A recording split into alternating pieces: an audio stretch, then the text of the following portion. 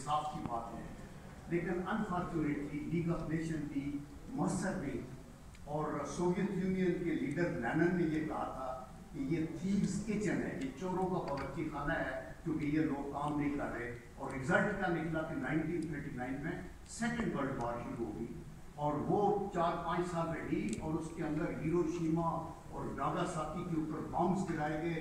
Millions क्या, यानी जो फर्स्ट वर्ल्ड वॉर में कैजुअल्टीज थी उससे कई गुना ज्यादा कैजुअल्टीज होगी। तो फिर ये सोचा गया कि एक नई तंजीम को हम खड़ा करते हैं, तो फिर यूनाइटेड नेशन की बात है। अभी यूनाइटेड नेशन को बनाया गया तो इसके ऑब्जेक्टिव्स क्या थे? इसका ऑब्जेक्टिव ये था कि पीस कीपिंग, कॉन्फ्लिक्ट रेजोल्यूशन, और in addition to that human rights. फिर ये था कि आप सोशो इकोनॉमिक वेलफेयर में जैसे हेल्थ, एजुकेशन, रिफ्यूजीज की बात थी और ये चीज़ें थी।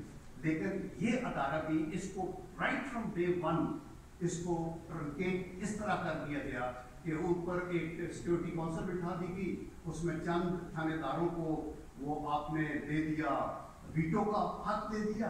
तो दैट मीन्स कि देयर इज नो क्वेश्चन कि किसी को जस्टिस मिल सके। और आपकी इंटरनेशनल जो कोर्ट ऑफ जस्टिस है वो बनाई गई, लेकिन कहा यह गया कि उसमें तब आप जा सकते हैं कि दोनों पार्टियां रेडी हो। तो अगर एक पार्टी जालिम होगी तो वो मजलूम की बात क्यों सुनेगी और वो क्यों आएगी?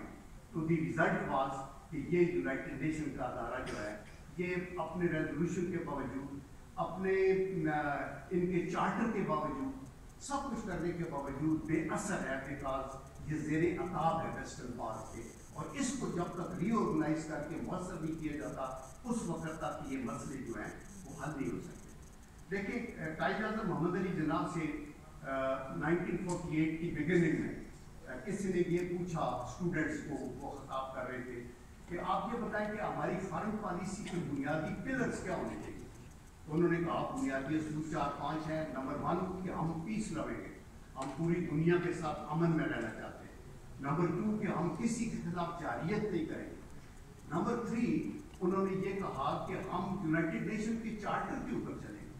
और नंबर 4 उन्होंने कहा कि बैनुल-अक़वामी ताल्लुकात में हम ऑनेस्टी और फेयर प्ले की बात करते हैं। कितने पाकीज़ा मिशन था। और last but not least he said, और बड़ी बोल्डली उन्होंने कहा कि हम ओप्रेस्ड और सप्रेस्ड नेशन के साथ खड़े हों, हाँ वो कश्मीरी हो, हाँ वो फलस्तीनी हो, हाँ वो क्रिश्चियन हो, हाँ वो सिख हो। यानी अगर आपका एक यूनाइटेड नेशन का अदारा है और आपका एक चार्टर है और आप बैनुल-अक़वामी अमन की बात करते हैं और आप ये कहते हैं कि ह्यूमन राइट्स की बात करते हैं, तो फिर मुनाफिकत न करें। वलीद इकबाल बहुत अच्छी बातें करके गए अल्लामा इकबाल के। अल्लामा इकबाल कहते हैं कि फिर अपने क्या कीजिए ला इलाहा को क्या हासिल, दिलो निगाह मुसलमान नहीं तो कुछ भी नहीं।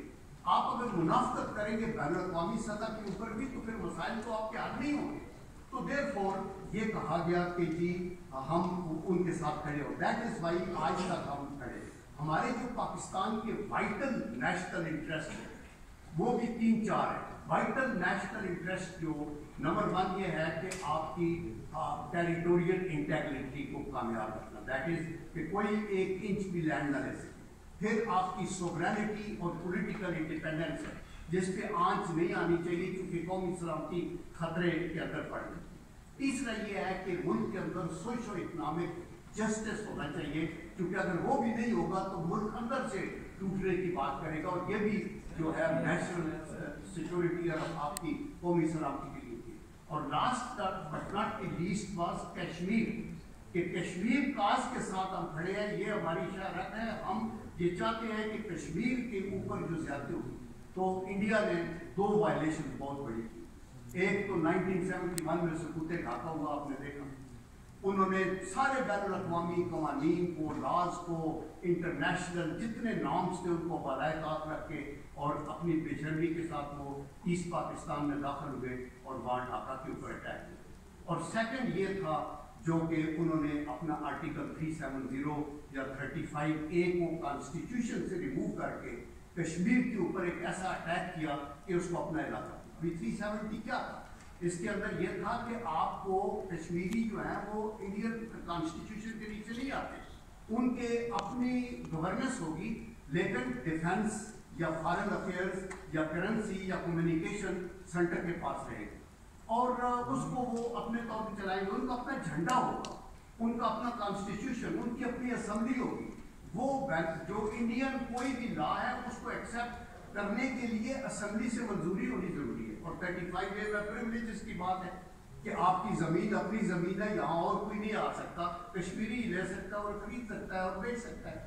اسی طرح سرٹن اور کہ آپ کا ڈیموگرافک پیٹرن کو کوئی چینج نہیں کر سکتا, یعنی آبادی کے اس پروفائل کو نہیں چھیڑ سکتے. اور ابھی وہ وہاں بہت سارے پنڈت وغیرہ آ رہے ہیں اور وہ سارا انہوں نے ہٹا دیا, تو یہ دوسری وائلیشن تھی.